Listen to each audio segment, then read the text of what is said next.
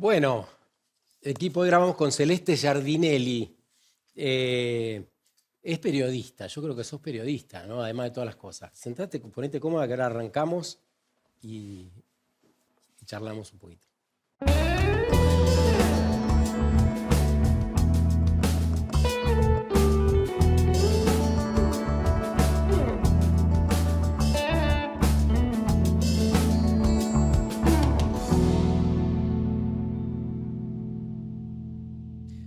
En los años 60, Truman Capote y Tom Wolfe fueron fervientes impulsores de lo que llamaron el nuevo periodismo.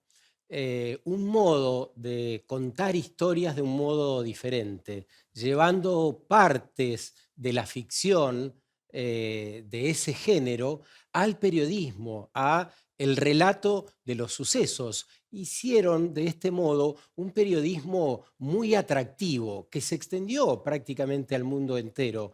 En Iberoamérica, Gabriel García Márquez fue uno de sus fervientes impulsores también.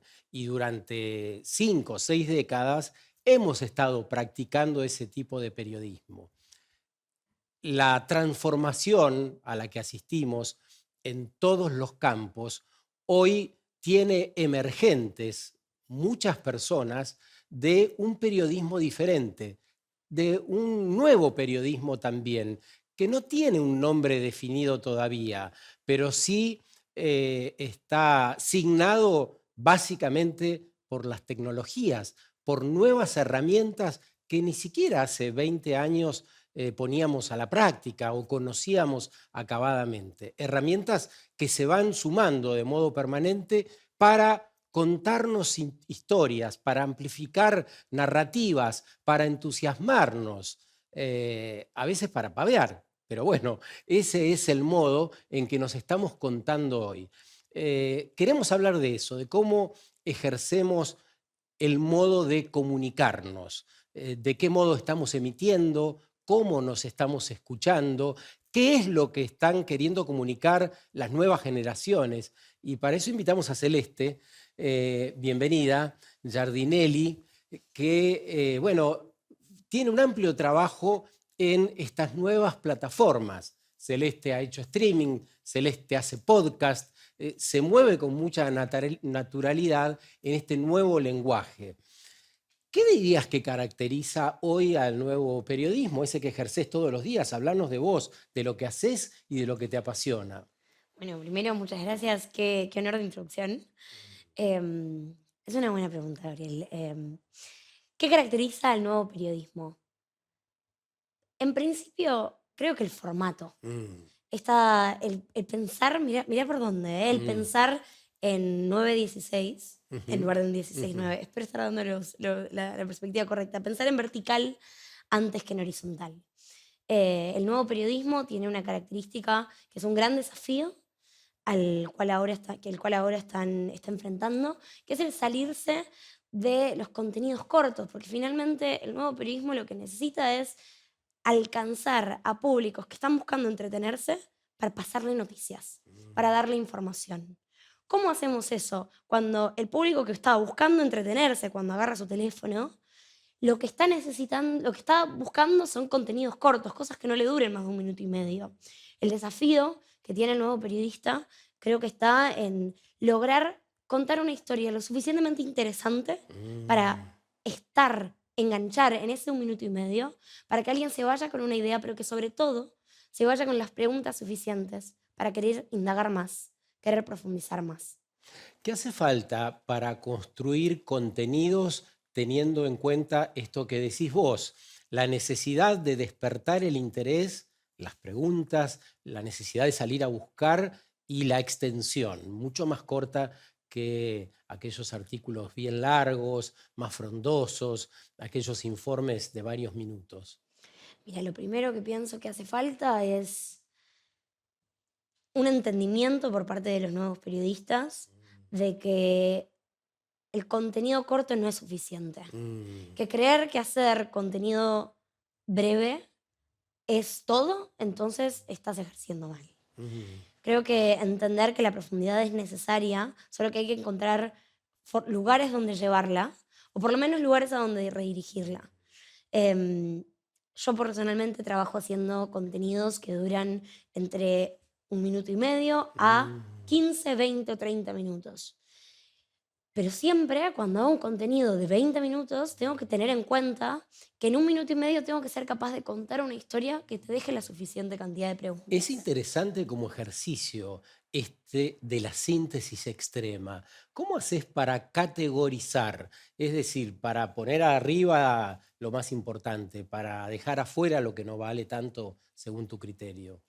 Bueno, comprendiendo que no es que las cosas valgan o no, sino que lo que dejo adentro de un video de 1 minuto y medio, voy a ser redundante, ¿no? Pero esto de que tiene que generar una intriga. Lo primero que hago a la hora Una de intriga. una intriga. Mm. Lo primero que tengo que creo que tienen que hacer los periodistas, o por lo menos es lo que humildemente hago desde mi manera de ejercer, es sostener estas cosas de las 5 Ws. Ujú. Que hayan 5 preguntas, que las 5 preguntas yo me pueda ir sabiéndolas, que en realidad son que va justo abajo del título en un diario. Es decir, quién, qué, ¿Cómo? ¿Quién? cómo, ¿Cuándo? cuándo. Esto De la escuela, es de la vieja escuela, ¿no? exactamente. A la hora de hacer un contenido muy corto, tenés que tener en cuenta muchas cosas de la vieja escuela del periodismo, cosas de las primeras clases del periodismo. Mm. Eh, pero, pero sí me parece que es importante lograr encontrar formatos que te permitan mostrar contrapuntos en tan poco tiempo. Mm.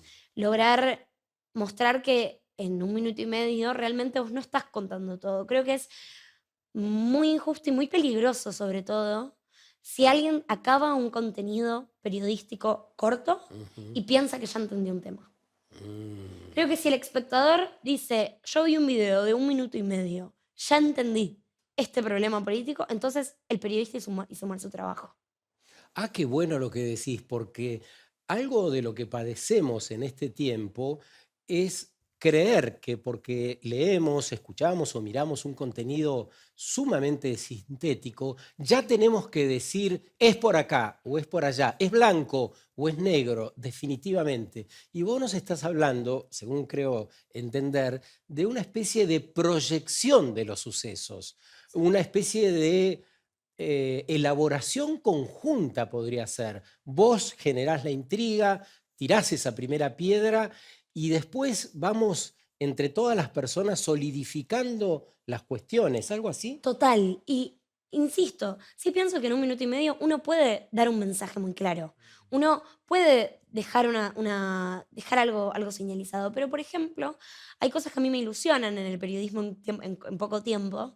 Y es el pensar las cosas como pequeñas series. Mm. Un periodista que hace un solo video de 1 minuto y medio explicando un conflicto, explicando un problema que está sucediendo en algún lugar, Sí, una todo es causa. complejo hoy. Cualquier cosa que Si lo explique. explicas una sola vez en 1 minuto y medio y tu público cree que entendió, es un error, pero sí podés, como periodista, decir parte uno, parte 2, parte 3, Mm.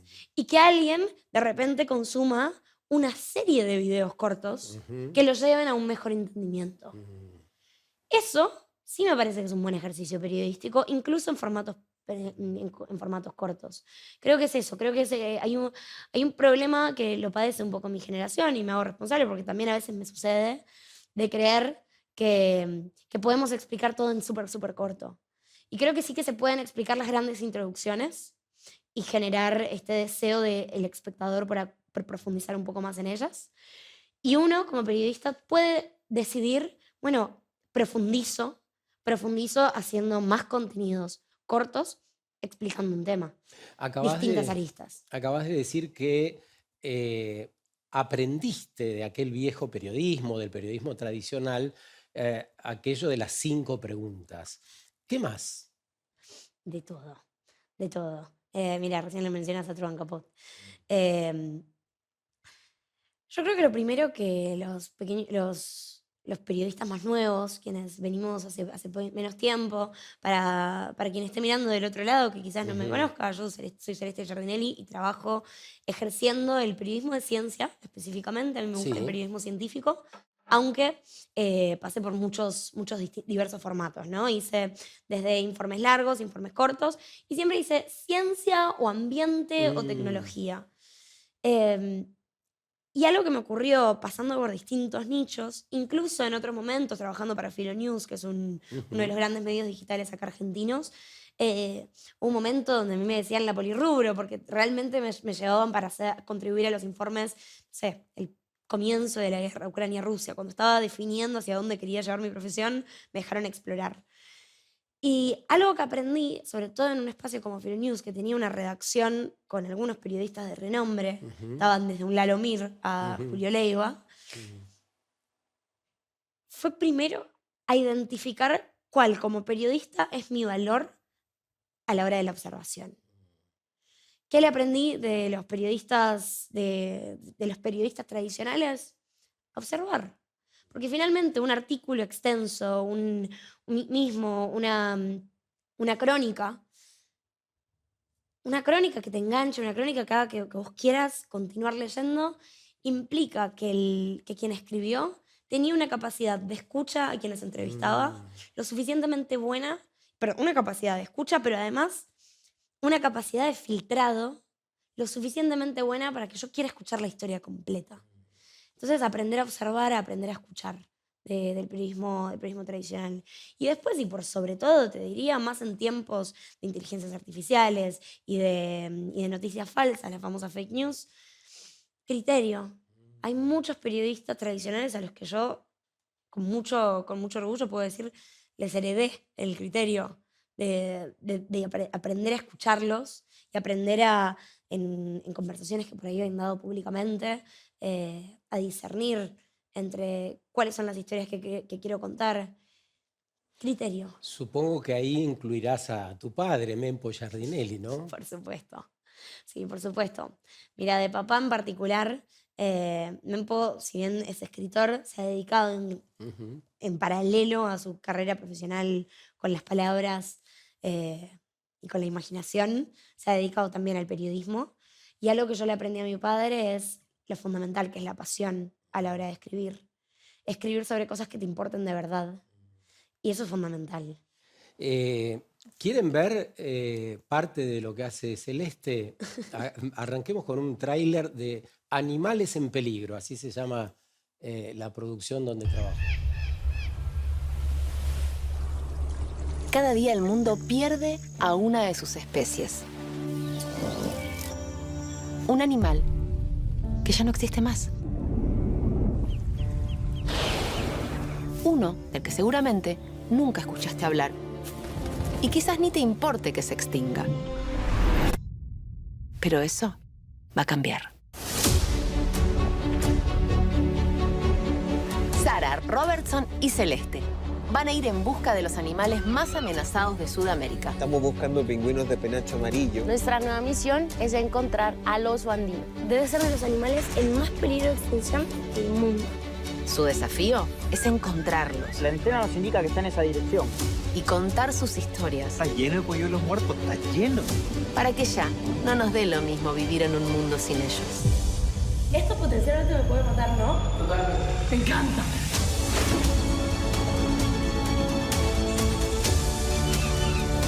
¡Hoy estamos en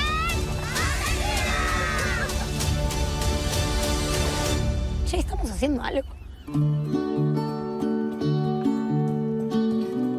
Y de pronto, Sari dice, ahí está. Hermosa. Allá, allá, mira. O sea, la vi.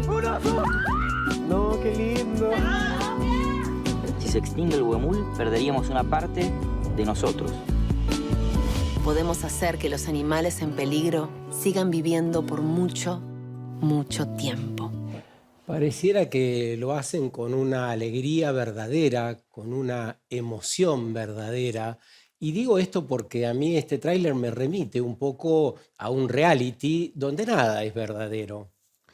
Bueno, tiene mucho de reality este documental. Este documental acaba de estrenarse en la plataforma de Flow. Fue una producción hecha por Greenpeace Andino, o sea, financiada por Greenpeace Andino. Y es una coproducción junto con Cimarrón Cine y Planta Alta, dos grandes productoras. Y tiene mucho de reality, que era algo que yo no me imaginaba. Cuando a mí me llega esta propuesta, yo por entonces trabajaba todavía en Filonews, y hacía contenido sobre todo de tecnología y de ciencia del espacio exterior. Era cuando estaba empezando a orientar mi trabajo hacia las ciencias, yo pensaba que me interesaba el mundo que no estaba acá. Cuando me llega esta propuesta me dicen es para protagonizar un documental de animales en peligro de extinción y yo me imaginaba que los episodios que ocurran en Argentina me tocaría explicar con lujo de detalles qué le estaba pasando a ese animal, aprender a entrevistar y no mucho más.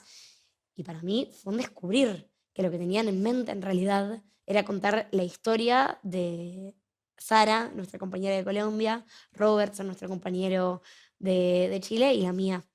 Y sí, es un reality que tiene mucha realidad, porque Roberto, por ejemplo, es abogado, nunca salía de su casa, él lo dice todo, en todo momento ante cámara, dice, yo no tendría que estar acá, a mí no me interesaba la naturaleza.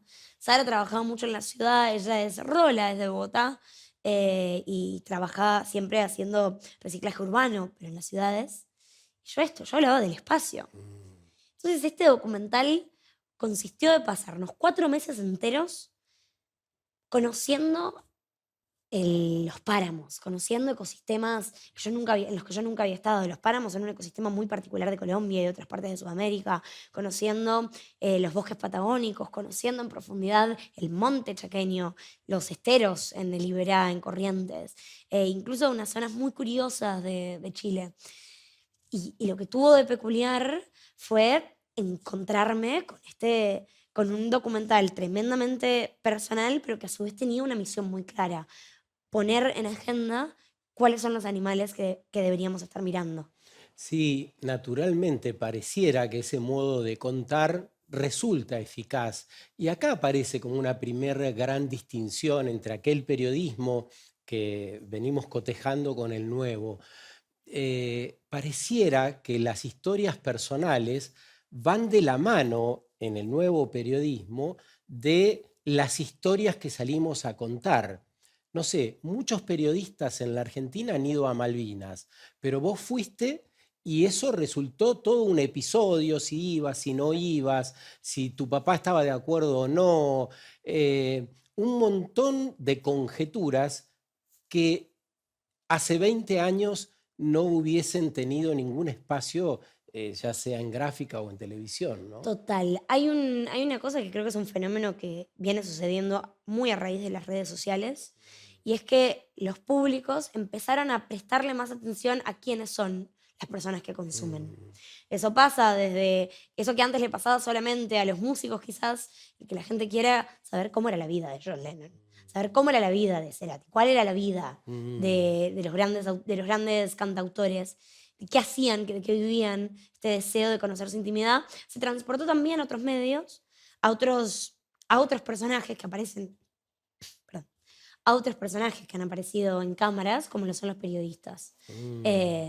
No sé si es bueno o si es malo, creo que es simplemente algo que está ocurriendo. Sí, y creo que nos muestra una mayor transparencia, nos hace ver quién me está contando, desde dónde me está contando.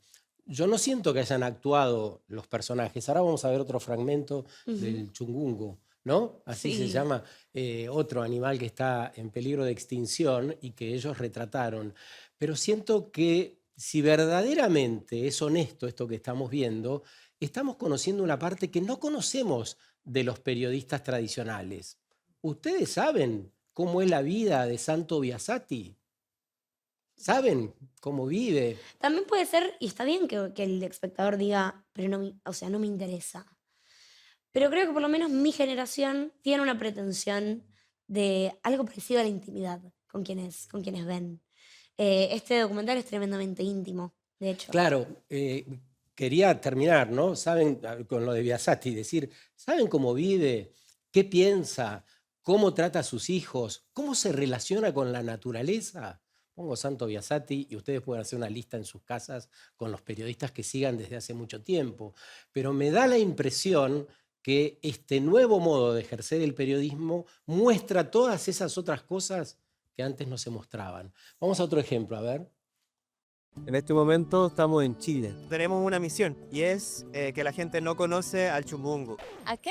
Justo donde la tierra se encuentra con el mar, vive el chungungo. Nuestra misión, encontrar al chungungo. Y todavía no aparecen. La verdad es que yo no sé si hasta el momento realmente vi un pato. Que iba a ser la primera vez en mi vida a bucear. Creo que ahí hay un chungungo.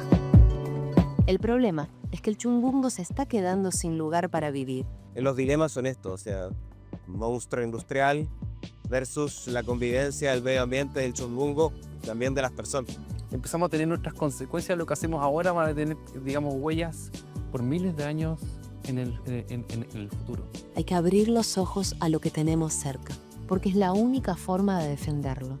Y al chungungo, hagámoslo tan famoso como a su prima del norte. Contemos su historia, para que no nos dé lo mismo vivir en un mundo sin ellos. ¿Qué necesitaríamos saber de ese animal? Del chungungo. Bueno, dato colorido es que es el mamífero marino más chiquito del mundo y lo tenemos acá en Sudamérica. Para mí, haber conocido este bicho, a este animal que vive particularmente en la región de Lota, más o menos en el medio de Chile, en una zona de sacrificio. ¿Qué quiere decir eso?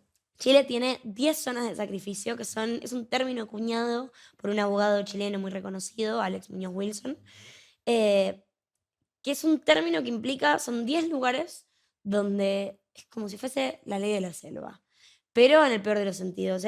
Acá no importa el medio ambiente, acá no importa qué se hace, acá se puede contaminar, en estas 10 regiones del país se todo, o sea, se puede, si se contamina el agua, se contamina el agua, si se contamina si estamos dejando animales en peligro de extinción sin su hábitat, se puede hacer. ¿Podría citar algunas de las actividades que se desarrollan en esas zonas de sacrificio? Bueno, en esta en particular, en Lota, por ejemplo, por muchos años era la industria del carbón. La De minería. hecho, ahí hay mucha minería de carbón abandonada.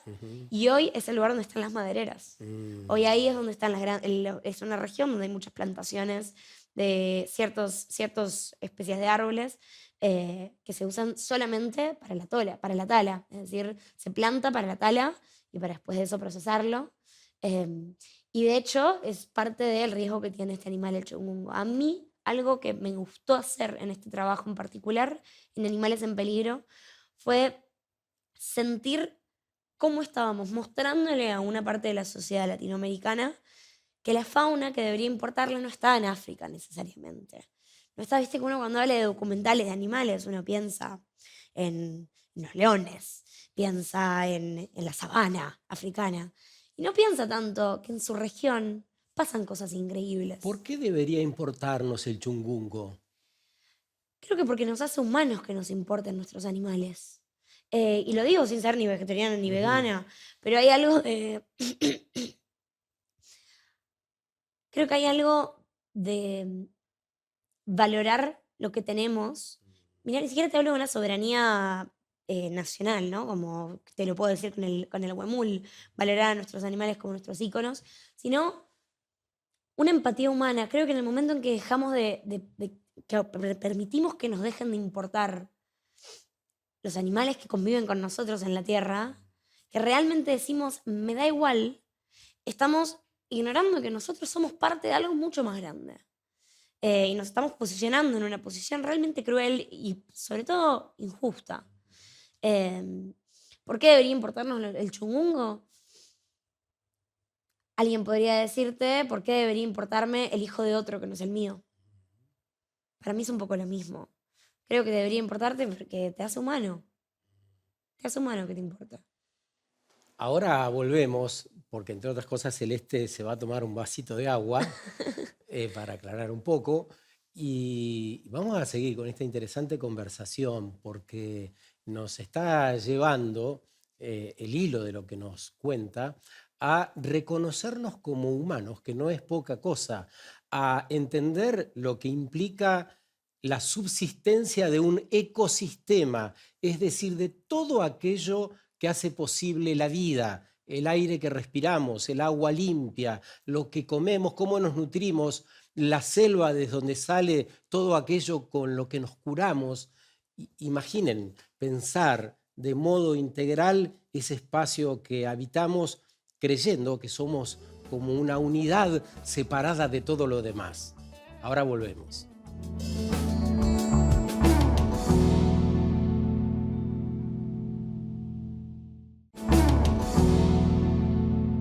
Celeste Giardinelli es nuestra invitada de hoy. Forma parte de las 100 voces de la transición.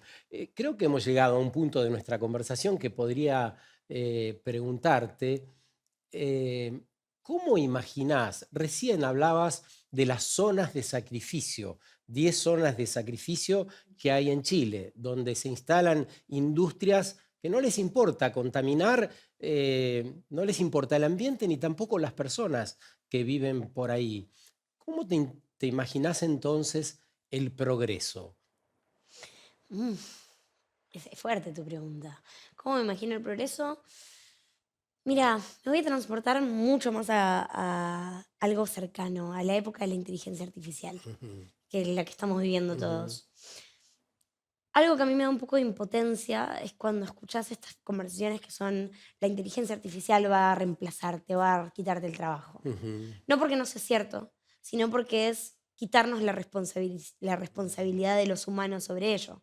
Decir la inteligencia artificial te va a quitar el trabajo es negar que hay humanos que van a elegir a la inteligencia artificial por sobrehumanos a la hora de contratar a alguien. ¿Cómo me imagino el progreso? Desde el optimismo, me imagino un progreso donde haya humanos que elijan a humanos por encima de IAs, pero también que elijan preservar espacios por encima de destrozarlos.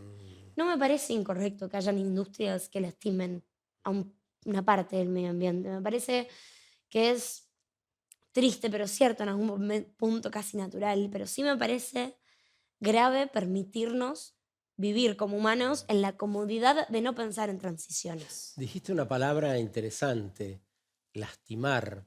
¿Será que será imposible vivir sin lastimar, sin lastimarnos? No lo sé. Tengo la suerte de tener 23 años. Y por ende me quedan muchas cosas por responder. Y en tener 23 años elijo pensar que mi generación y la que viene, en colaboración con muchos adultos, más adultos quiero decir, con muchas personas en sus 50, en sus 60, quizás en sus 40 o sus 30, que también tengan ganas de pensar en mundos mejores para la descendencia que están dejando. Entonces, vivir sin lastimarnos, creo que con las reglas que tenemos hoy, con las leyes que tenemos hoy, es imposible. ¿No? Pero sí pienso que al Congreso eventualmente entrarán personas de mi generación que quizás tengan ganas de hacer esos cambios. Claro, porque fíjate, si efectivamente concluimos que el periodismo está transitando grandes transformaciones, la medicina, diferentes acciones, diferentes oficios están cambiando, ¿por qué no debiera cambiar la economía o el modo de hacer política, el modo de organizarnos? ¿Por qué no debiera cambiar eso? Totalmente, totalmente. Presentanos al huemul, volvamos a los animalitos por un rato. Me parece perfecto. El huemul es uno de mis animales favoritos y tiene el lujo de ser el último animal que presentamos en la serie Animales en Peligro. Esta serie sobre animales en peligro de extinción por Latinoamérica. Y es un bicho que vive específicamente, bicho es un término que usan mucho mis amigos biólogos para referirse a cualquier cosa con vida. El huemul es una especie como de ciervo que tienen los machos unos cuernos muy pequeños, muy tiernos. Las hembras no. Y esto es una especie de ciervo pequeño del cual quedan apenas 2000. ¿Cómo sabes que están en peligro de extinción y que quedan apenas 2000? Bueno, hay un montón de investigadores que trabajan de buscarlos. Tienen una historia muy triste, muy trágica, y es que son animales que no le tienen casi miedo a las personas, casi no le tienen miedo al humano.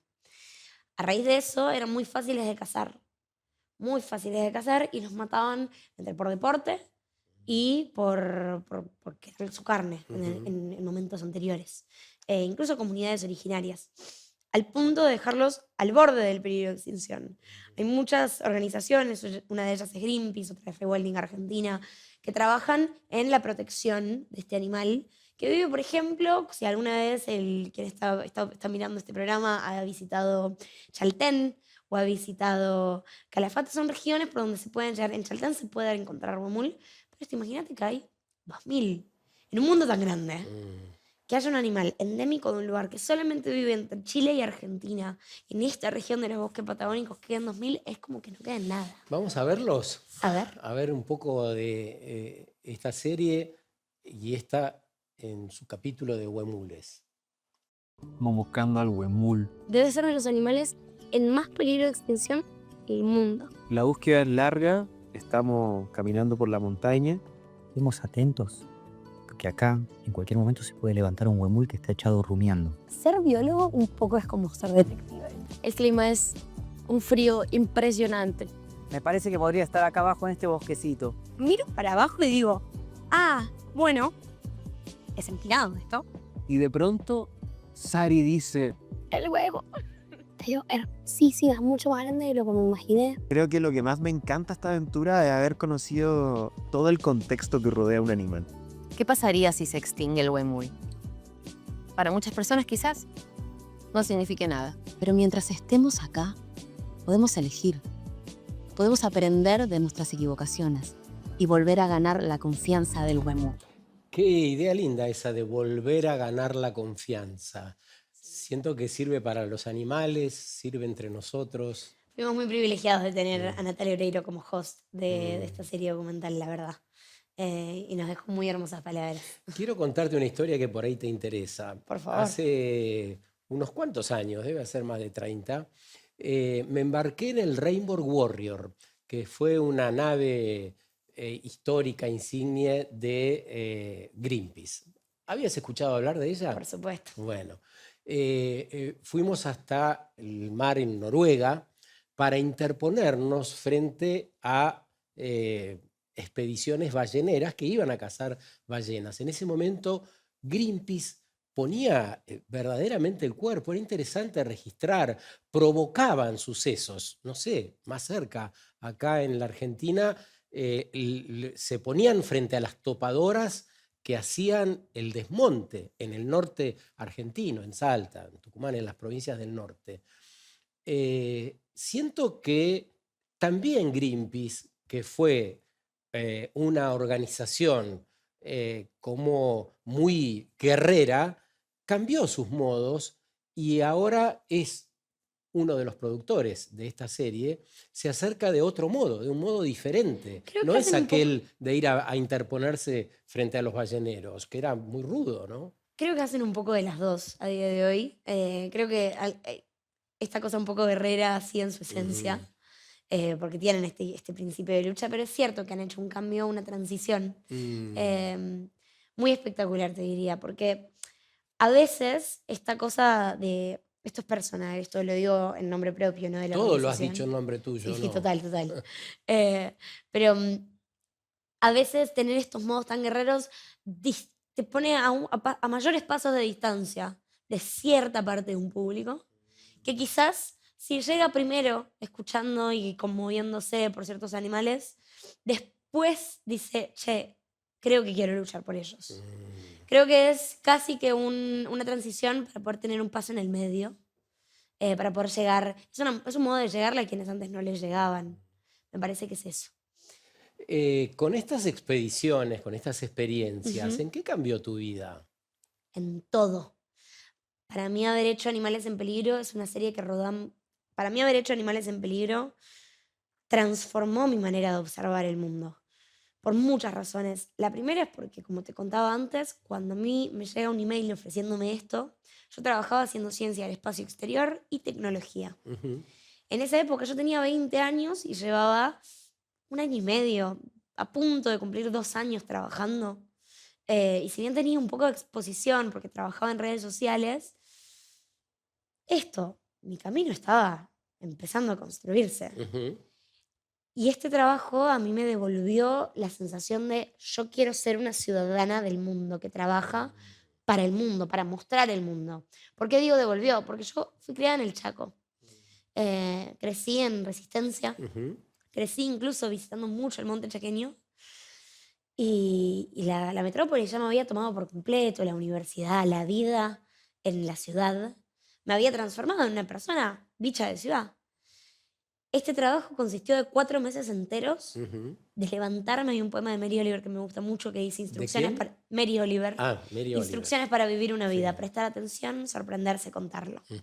Qué bueno. Y de eso consistió. Mi trabajo consistía de irme a Colombia 2 semanas, dale. Estar 2 semanas en Colombia, levantarme, prestar atención, sorprenderme, contarle a una cámara que estoy sorprendida, ¿por qué? Y contarlo. Y cuando se acabó esa experiencia, 4 meses enteros buscando al oso andino, buscando a la guaraguazú en Corrientes, en los esteros de Liberá, buscando a los pingüinos en otra región de la Patagonia, el huemul. Volví y me prometí a mí misma que yo quería sostener eso. Y así fue como hice una transición personal hacia las ciencias. Dije, yo quiero ser ciudadana del mundo, pero no quiero solamente decir enamórate de esto. ¿Qué implica ser ciudadana del mundo? Para mí, prestar la atención. Para mí, ser ciudadano del mundo es que te importe de verdad el todo del sitio en el que estás. No solamente la ciudad, no solamente tu casa, sino que te importe que lo que está pasando en otro continente sientas que te afecte un poco. Ese cambio emocional que lo sentiste en la cabeza, posiblemente en el cuerpo, ¿en qué se tradujo en acciones concretas?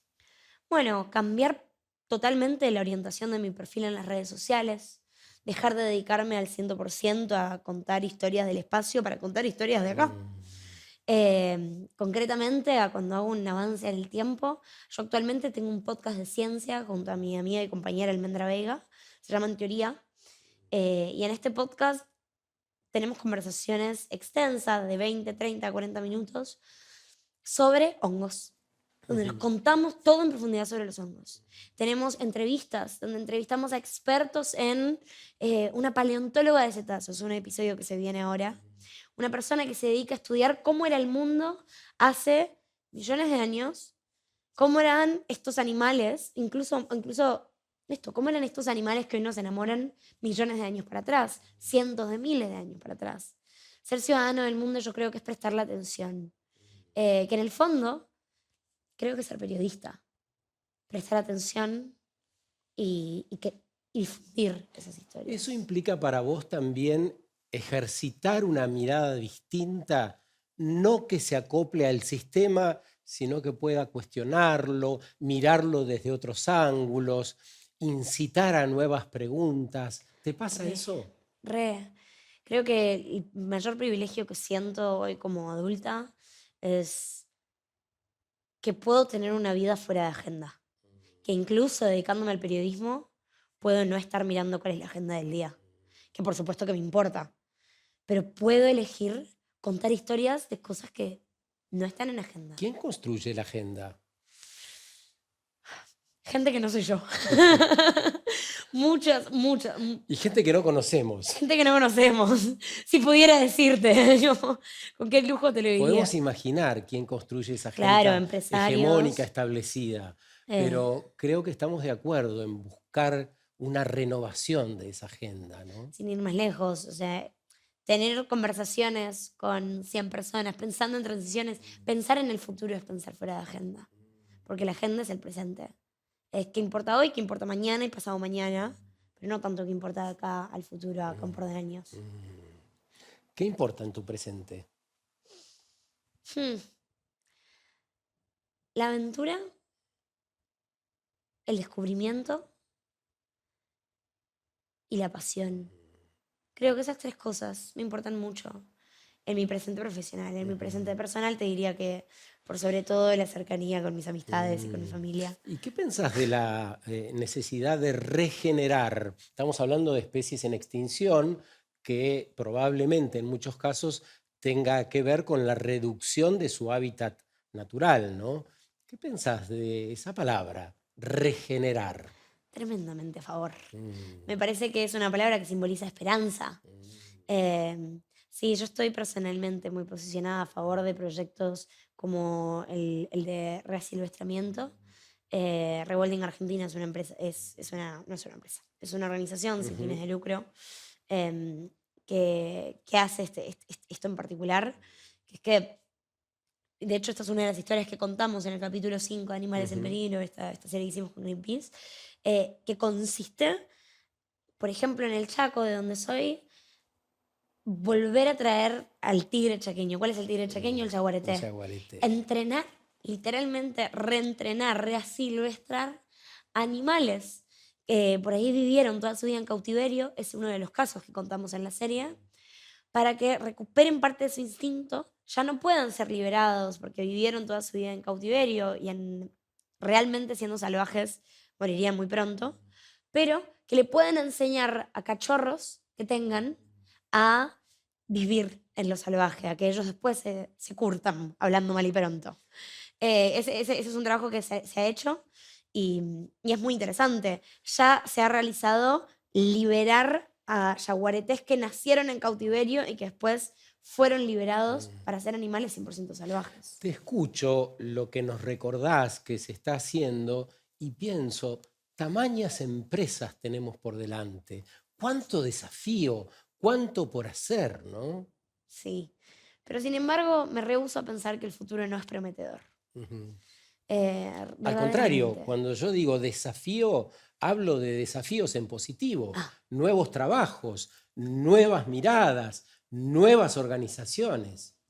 ¿Qué hace falta para lanzarnos con un poco de mayor potencia hacia esa transición? Para terminar de tirarnos a la pileta de esa transición. Colectivo. Pienso que colectivo. Creo que es prestarle atención a no solamente al que tenemos al lado, sino a los que están un poco lejos. Hoy que tenemos internet, tenemos la suerte de poder escuchar muchas historias. Y sentirnos parte de colectivos creo que es algo que puede contribuir a la transición. Hablando de lo colectivo, ¿qué sentiste cuando científicos en el sur de la Argentina sumergieron sus miradas y nos contaron ese otro mundo que está debajo del mar? Eso es muy de mi actualidad. Eso es muy de mi presente. Sí, en julio, supongo que ya lo saben todos, pero por si alguien no, entre julio y agosto de 2025 se realizó la transmisión de la que salió la famosa estrella Curiona. Esta estrella con un trasero muy bonito. Que no era trasero, pero no importa. Que fue una misión que se hizo en colaboración con el CONICET, con los científicos del GEMPA, el Grupo de Estudios del Mar Profundo Argentino, con el Schmid Ocean, parte de pensarnos como un colectivo, ¿no? Organizaciones que juntas hacen una misión espectacular y que sumergieron unas cámaras diseñadas para soportar muchísima presión y bajar hasta 3.000, 4.000 metros de profundidad a mostrarnos cómo era, cómo son las profundidades de nuestra patria. Te preguntaba qué sentiste con ese suceso y qué sentiste con ese modo de comunicar tan eficaz que surgió a través de los propios científicos.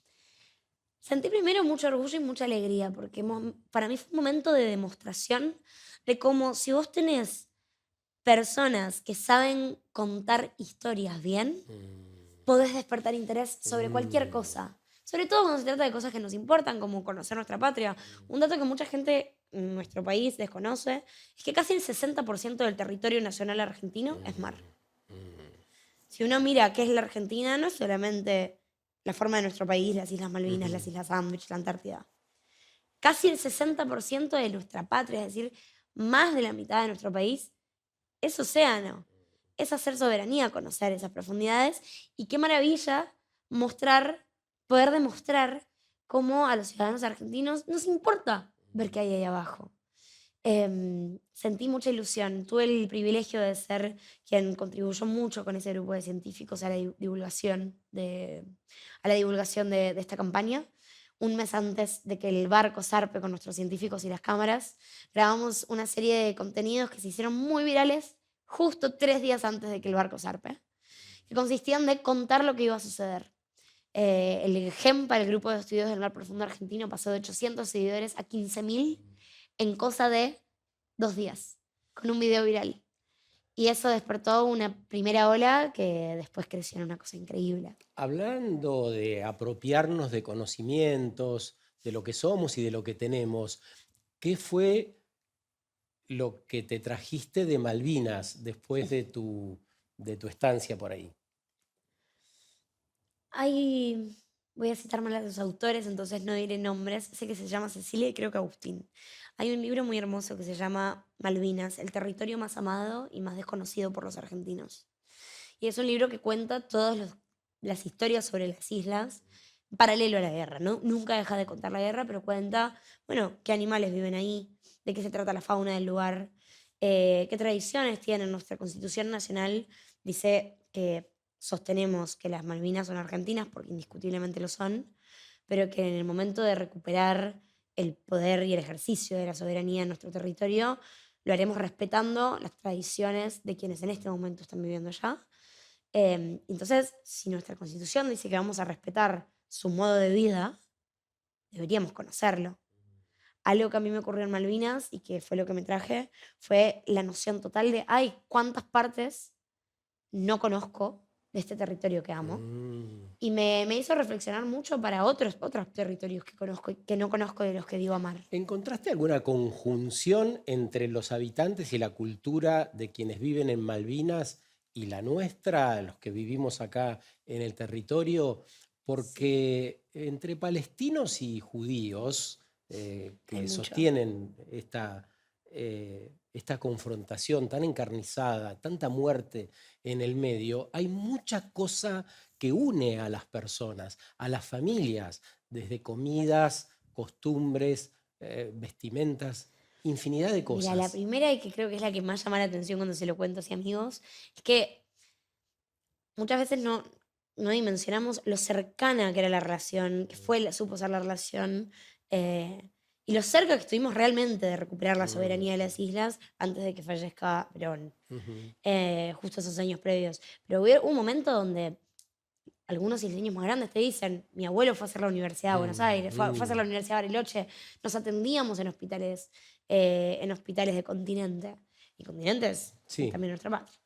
Y en esa cercanía que había, Argentina continental mandaba profesores que daban clases de español, de castellano argentino en las islas. Entonces hay una secuela de eso que para mí es interesante. Y es que los isleños, los kelpers, quienes están hoy ocupando nuestras islas, no dicen hey mate en inglés, dicen che mate. Dicen che. No dicen I work in the fields, trabajo en los campos. Dicen I work in the camps. Vos decís que hay ahí una especie de No lo digo, es simbiosis. así. Es así. Se dicen I work in the camps. Esa es una primera, como no, desde lo lingüístico. Después encontré muchas otras.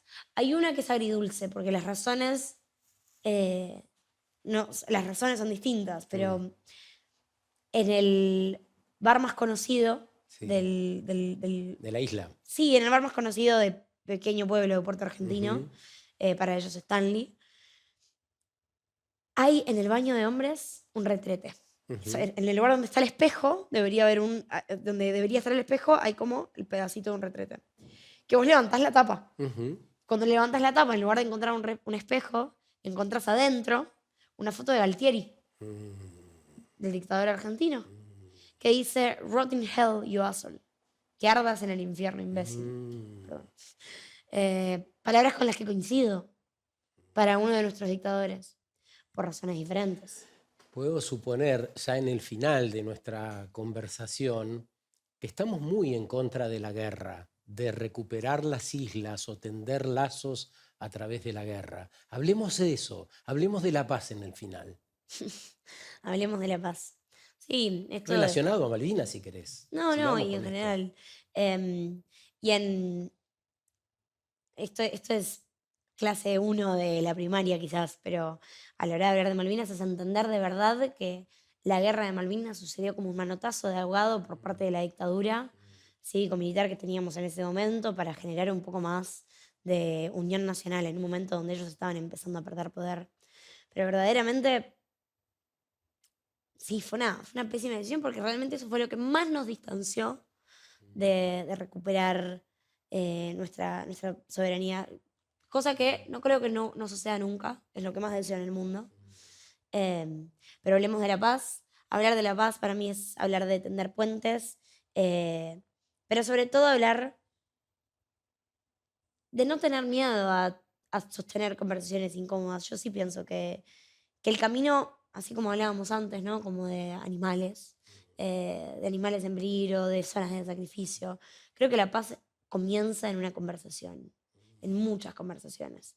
Que hoy el Reino Unido no está contribuyendo, hoy el Reino Unido de hecho se rehúsa a sostener ciertas conversaciones con el Estado argentino. Pero sí, creo que el primer paso siempre van a ser las conversaciones. Y afortunadamente, creo que el periodismo, volviendo al principio, el periodismo, el viejo, el nuevo, tiene el rol fundamental de ser lo que en inglés es un conversation starter, ¿no? Un iniciador de conversaciones. Parte de que mi trabajo sea hablar de temas fuera de agenda es siempre con la intención de a ver si por hablar de un tema fuera de agenda lo ponemos Qué en la lindo agenda actual. eso. Iniciemos, vos desde tu lugar, yo, nosotros, desde el nuestro por acá, conversaciones incómodas. Conversaciones que, aunque sean incómodas, tiendan a generar ese intercambio básico de la humanidad. Eso nos diferencia, ¿no? Conversaciones para todo, ¿no? Para esa nueva organización, para decirle definitivamente no a la guerra, a la violencia y a la crueldad. Conversaciones para vivir y conectar con lo que realmente importa, ¿no? Gracias, Celeste, por este No, Gabriel, rato de con verdad. nosotros. De verdad, valoro mucho el espacio. Bueno, por lo demás, nos vemos una noche de estas. Muchas gracias.